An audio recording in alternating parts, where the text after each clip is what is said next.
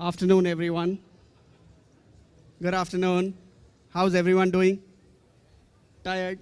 Sleepy? Overwhelmed? Exhausted? Okay.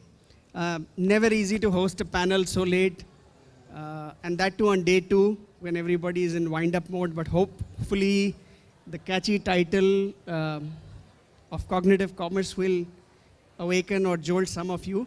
It's always fun to host or moderate a panel which has some of these buzzwords, right? And what better sexy buzzword than cognitive commerce? No, but jokes aside, we're going to demystify and simplify these jargons. We have a fabulous panel here, and my objective today is to really draw upon their collective insights and their knowledge to make the whole idea of cognitive commerce usable and relatable for you. So that would be our objective. We'll try and pepper it with some personal examples, and we've kind of agreed upon the fact that each panelist will take a strong stand if they believe in certain things. So with that, let me start with a quick 1-minute introduction by each of our panelists. I would like them to kind of share what they do in this space with each one of you. We can start with the lady. Okay.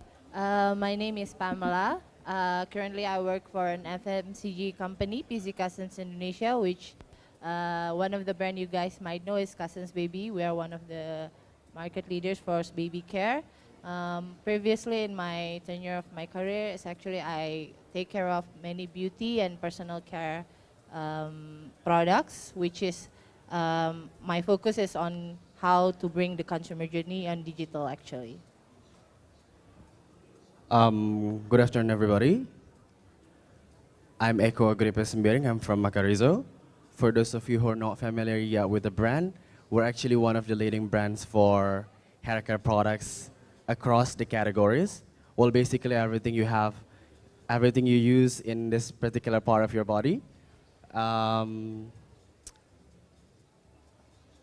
doing both modern trade and e-commerce business for the company. Hello, my name is Bastian. I'm the CEO and founder of Like. Like is a mobile fashion and beauty marketplace. We're aggregating the fashion and beauty items of over 300 Indonesian stores into one application. And we enable you as a customer to buy them just by uploading a picture of an outfit or taking a picture of your favorite outfit and then finding it across all these stores using visual recognition technology. Good afternoon. My name is Arnold. I'm the CTO of Lipo Group Digital. In Lipo Group Digital, we're helping to set up digital entities for Lipo Group, such as Matahari Mall, Embis, and the latest one we're building at the moment is OVO. Thank you. So let me start with Arnold from the other side. We've had nearly 2 full days of presentations and panels talking a lot about customer experience. And probably more so relevant in fashion and beauty. And a key recurring theme of that was seamless experience, omni-channel experience. So help me share your respective perspectives. And there is so much talk of omni-channel, multi-channel, seamless flow across form factors. Try and demystify it for our delegates and share from your experience what omni-channel ideally is or should be, and also what it is not, for all the kind of hype that is being shown around this. What it is and what it is not. First, let's go what it's not. It's not a solution for everybody's problems.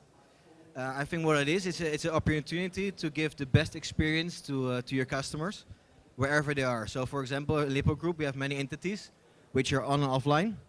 So for us, it's a beautiful way how to, if for example, people are walking into one of our malls, and they're looking at some stuff which you're interested in, but they didn't buy it for some awkward reason. And they're at home, and they look again at something on the television which they're interested in. We can combine that information and then giving them something online, for example, the Matahari Mall, which is interesting to them. And to make it not feeling awkward, that's most important. So we want to do something which is seamless, which is natural, and that's of course not easy, so yeah.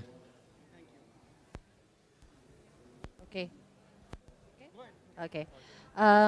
For me, Omni-channel is where you have all of the journey of the consumer, not only online but also offline, that is integrated, meaning we can really help them find what they want actually. And it's really about personalization, as we have been hearing a lot during these 2 days.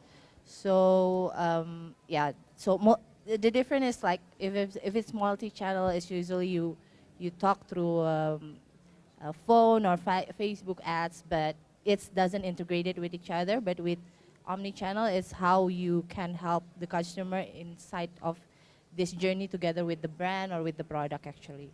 Thank you. Anybody else wants to take a stab at it? I mean, I think it's a buzzword, and of course you should try to be omni-channel and offer your products on every channel, but then it can also be a limitation. Some things are only possible on some channels. For example, touching the product is only possible offline, or if you're gonna order a Gojek, you're not gonna do that from your computer. The only channel that's always with you is your phone. That is always on you, and that's why I think this is probably, in these days, the channel everything is trying to move to. Most of the things are still offline, of course.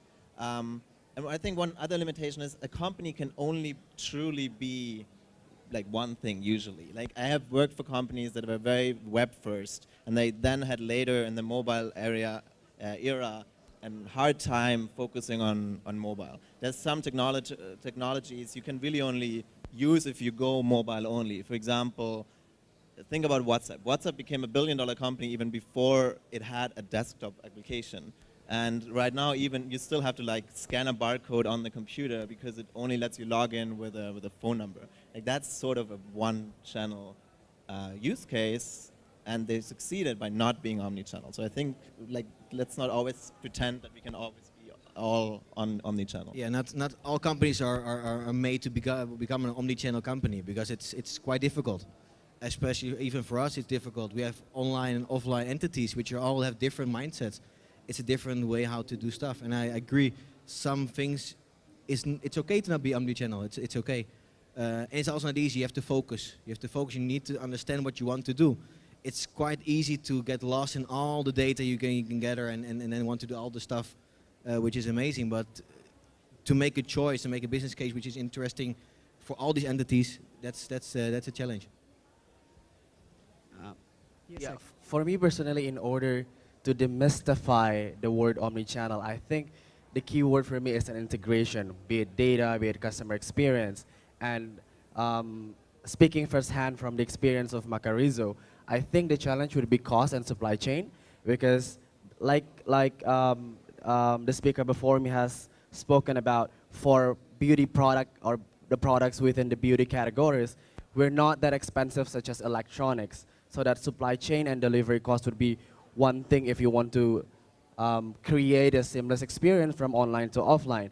But the challenge would be, as a commercial guy, the challenge would be how we can still entertain or serve our customers and create a seamless experience. And is it still worth it with the amount of investment that we're making, and for how many period of time we're doing? At the moment, speaking firsthand, what we are doing is that we're trying to use the data that we have. We're trying to locate the customers that we have, what their needs, and what we do is that we integrate the stores that we have across some geographical areas, so that within the websites we're informing them. So these are the products that are available from the stores that are partnering with us, so you could pick it up. So, but for us as a principle, we would like to use an omni-channel as a strategy to operate under lower inventory level and with lower out of stock or stockouts. Thank you, guys. You all have shared some very interesting perspectives, even for me personally. And if I had to distill all your points, it is that don't get carried away with the hype and the buzzword. And it has to make sense and be aligned to your business strategy, both from a supply side and also from a demand and consumer behavior side. So I think that's a great segue to the next theme I wanted to touch upon, which is this whole emerging platformization of commerce and services. both from a demand and supply side. And related to that, I'm going to do my thing which is my favorite at such conferences. I'm going to throw out 5 or 6 buzzwords out there. So, and one is of course the theme of this panel: cognitive commerce, human commerce, fourth industrial revolution, lifestyle retail, hyper personalization, and as I was saying earlier in another session of mine, I could go on and on. I think there are a dozen odd buzzwords I can throw here. The aim is not to bamboozle anybody out there in the audience. It's really to show the irony of how much unnecessary jargons and complexity we create. And since we have the advantage of 4 fabulous and diverse panelists, I want them to demystify cognitive commerce from their experience and what they are doing in their respective companies, probably both from a demand and supply side, how it makes sense from a consumer behavior and evolution side, as well as from the supply side and ability to use data to fulfill those. So I leave the floor open. If nobody wants to volunteer to begin with, then it's the lady. So Pam will be the first by default. Otherwise, Echo, you want to take a stab at it? Okay.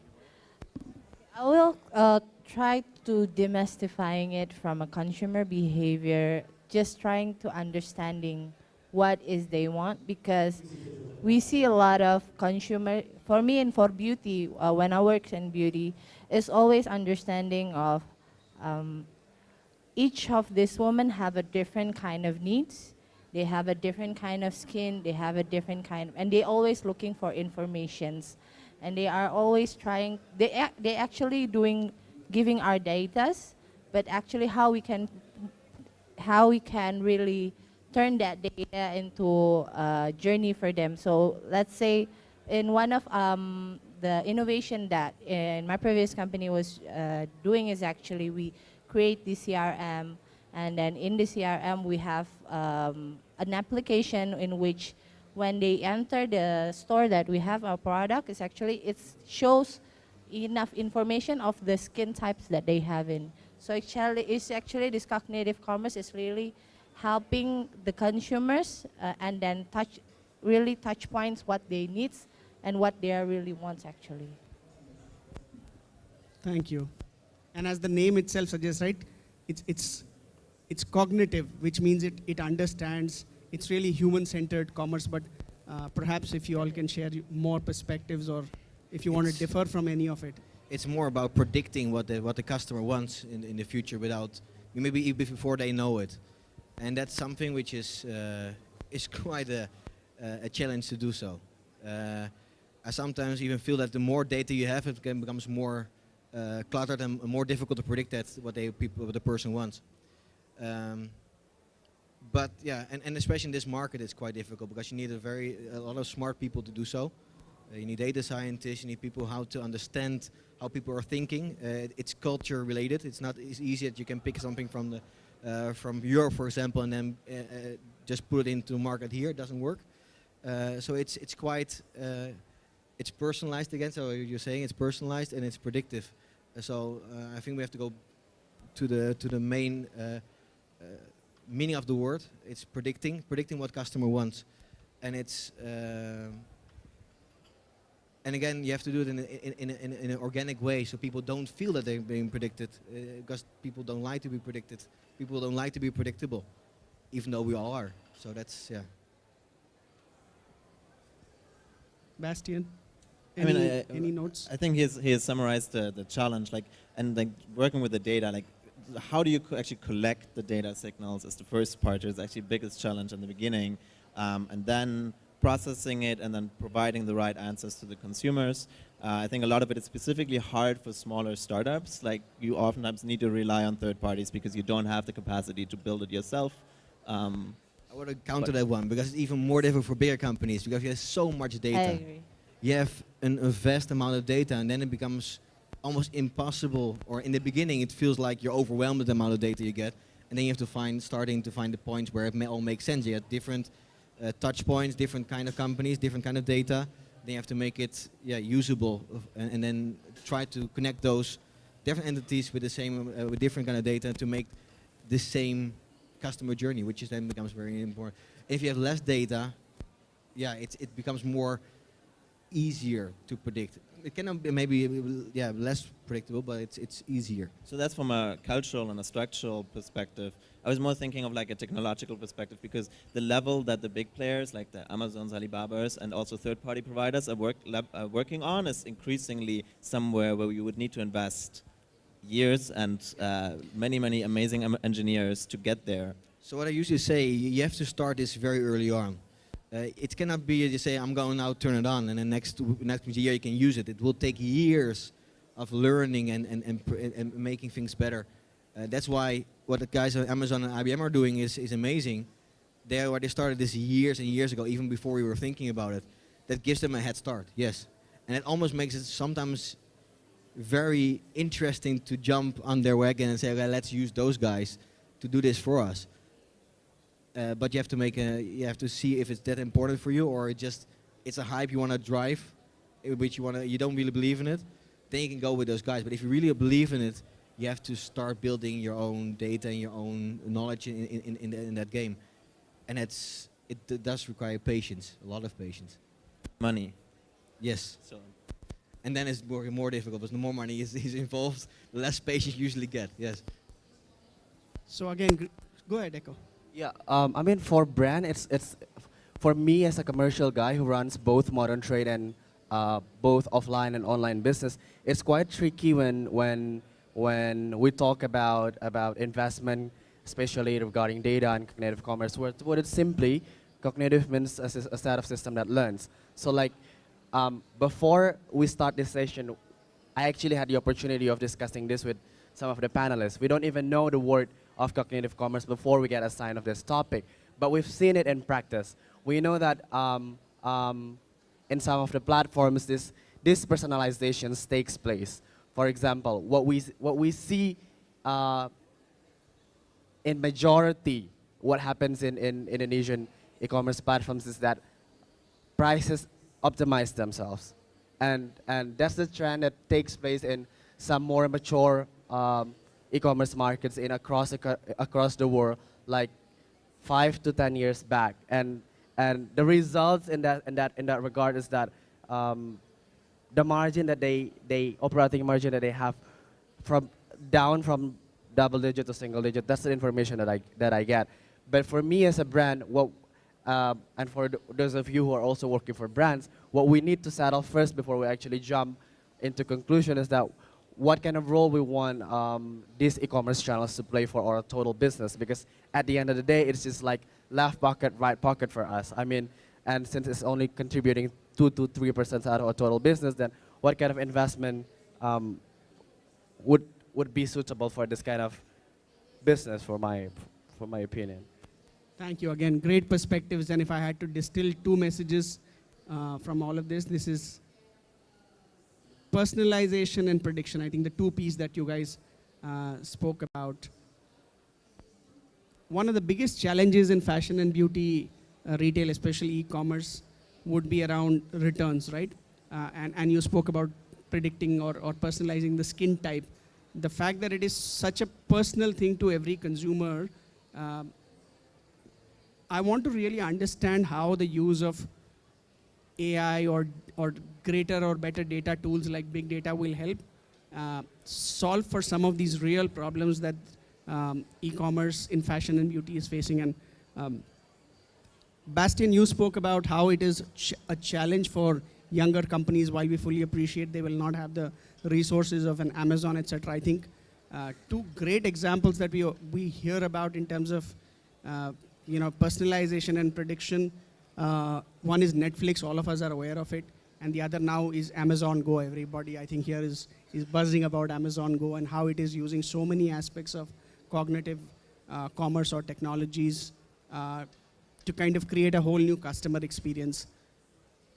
Tell us from your perspective, it may not be something that you guys are doing or your organizations are doing, but just from your observation of best practices in the market, whether it is the use of big data or facial recognition technology or robotics process automation or even chatbots for conversational commerce. Give us some examples. I've given you a couple, but give us some examples of some companies which are using these to fulfill these two P's that you spoke about, and therefore maybe reduce the challenges of returns or drop-offs, etc., which are some of the biggest pain points you as e-commerce retailers face? So I think I want to keep apart the topic of personalization and prediction, uh, visual recognition and use of that, and chatbots. I think these are three completely different topics. I think something you mentioned examples for the first one. I think for visual recognition, that's something where we really focused on, we're an app-only business, and we're trying to use visual recognition and the power of the camera that you're carrying around with you all day long to better enable you to find the right products, to compare prices across platforms and across shops, and then long term, there's other things that are possible. For example, for beauty, there's a lot of beauty apps that let you try on different makeup. Integrating that with commerce will be something in the future. I've seen apps from China that really let you put clothing on a picture of you, a selfie of you, and it looks really, really realistic. That is a future. I think using the camera and that function of your phone is going to be the future of fashion and beauty commerce. And that's also one of the reasons why I was so omnichannel is not everything, because those are not things you're going to do with your computer. These are things you can do because we have this supercomputer in our pocket. Chatbots is a different topic. I'm not a big believer in conversational commerce. I think if you have to type 5-10 sentences to buy something, that's always less efficient. No, but what about the fact that voice-based commerce is finally beginning to come in? So you don't even need to type that whole experience in which you're engaging. I mean, Amazon Echoes of the world are showing it. Probably the way in which commerce, and probably it's maybe very early days, but do you think 5 to 10 years from now, the way people buy or even engage with the shopping journey will be completely different when conversational kicks in? So imagine you have, you would assign every customer an amazing customer service agent. That's how I imagine the perfect conversational commerce. But that would still be less efficient than having a great user interface where with 5 clicks, without talking to anyone, I can buy what I want while standing sitting on a Gojek. Yes, but if you really nail it, if you go really to where you want to go, if you can tell your phone saying, I have an event tomorrow and it's this event, can you get me the right suit or the right clothes to go there? Maybe you don't even know, so you don't even know how to make the picture, but that thing or that robot can help you to get that style, and they can even source it, seeing, okay, the other guys here in the audience are going to be that style, you should wear this. So sometimes you don't even know. Wait, I'm not challenging that prediction is important and use of data is important. I'm saying the interface with the shop. Should it be a conversation or a user interface? So I think it's depending on the product. If it's fashion, you like fashion, you want to see it. If I'm just at home, I have kids, I'm running out of stuff, I just yell to something in my house and say, I need whatever, I need some chips, I need this, and can get it me now. So I don't need to see it. I don't need to make those choices because I know these are there. For example, I need some drinks. It will be there. So it really depends on the product you're going to sell. If it's normal day-to-day products, you don't need to see them. You just want to talk, it's fine. If it's something fashion or art or something more, yeah, you want to see it, you want to feel it sometimes even. So So I agree it will be a niche, a use case for a certain part, but I don't think it will overtake for fashion, for example, as you for said. fashion, I think. The success of the Expo in America proves your point that you're especially at home. Yeah. So I think for fashion it's going to be much.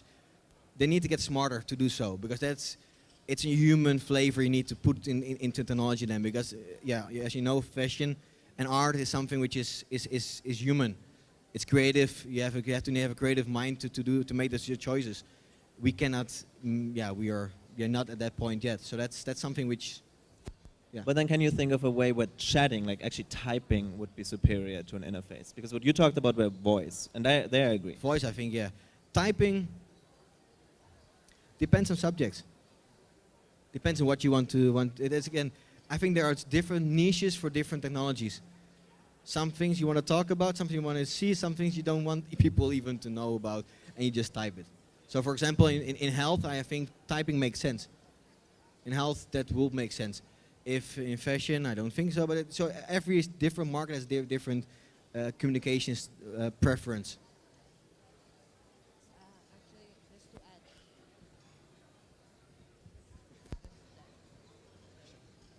Okay, just to add, I think for before like chatbot, you're questioning it about it, but because chatbot is about typing, but in terms of like maybe it's a different fashion, maybe a bit harder, but for like health or like beauty or personal care, it's about they already know what their problems, and then it's actually can help them, direct them to have a right answers. It's always chatbot, in my opinion, is can help of customer service, because customer service is about inconsistency. Inconsistency, we cannot have a 24% have the same direct answers, but if with this technology can help to have the right answers and directly it. But you only need customer service once the user interface, we're at the limits of the user interface. Wherever the interface doesn't help you anymore, where the solutions are not there, then you have to like write it out to a customer service.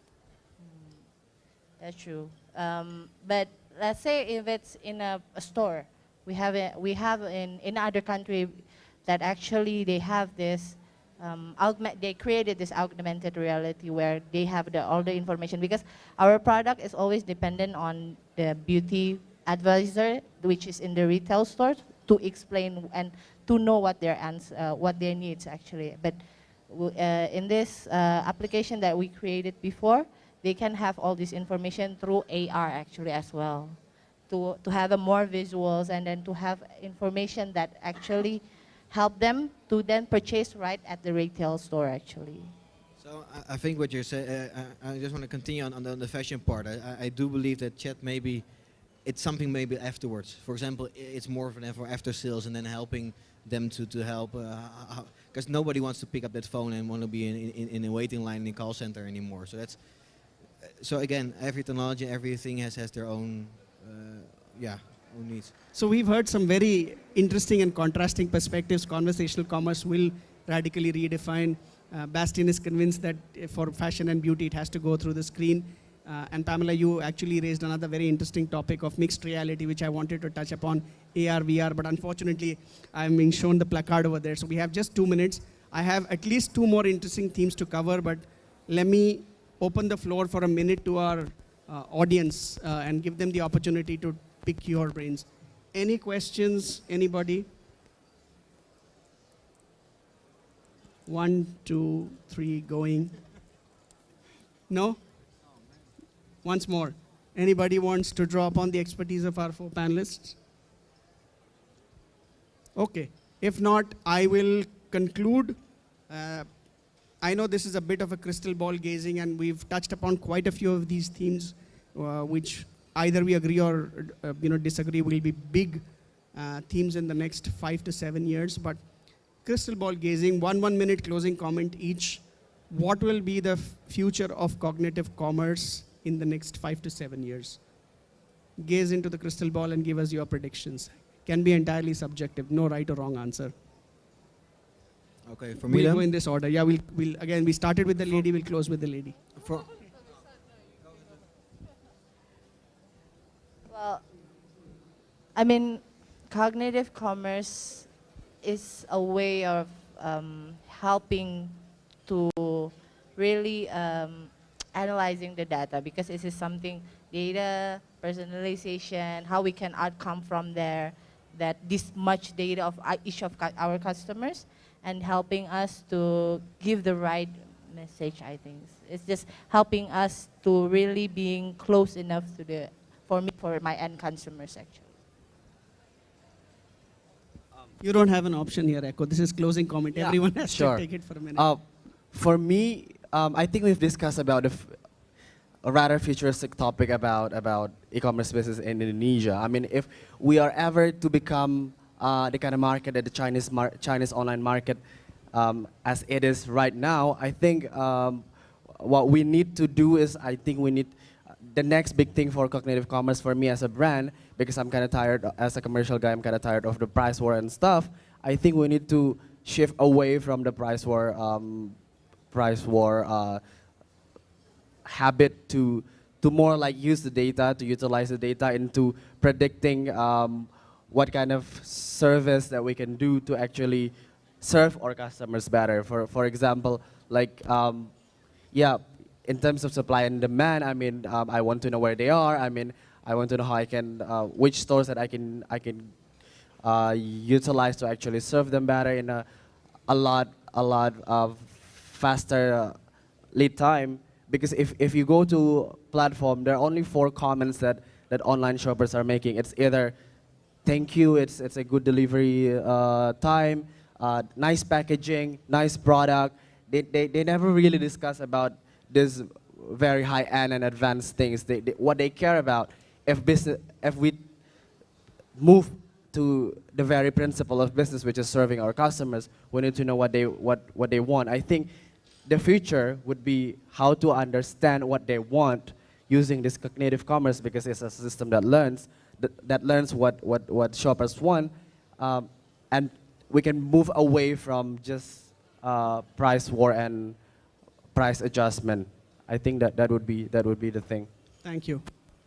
I mean, I've touched on a few points where I think cognitive commerce or the tools will help especially in fashion and beauty. I think something I haven't really talked about is like whenever you shop online or offline, I think your phone or like your online profile will always check, is there a cheaper, a better, so good luck with the price wars, is there a cheaper way, is there something based on your location, on your skin type or your size or the delivery time, is there any other option out there online or offline close by that is actually better for you every time you buy something?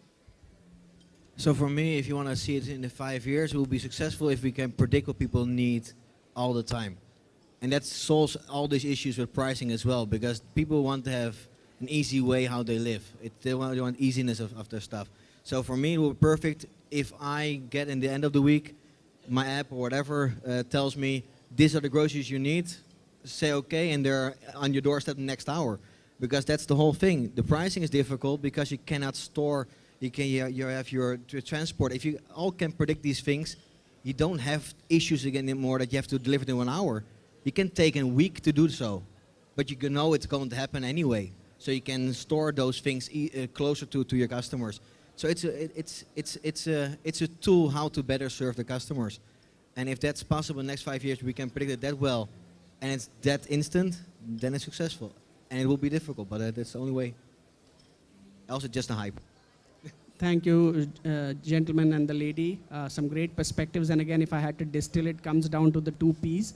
And the fact that if you can use data smartly to deliver what customers see as value, then you don't, or at least you can try and avoid the price warfare game. That's a key takeaway for me as well. On that note, we are at the end of our session. We are out of time.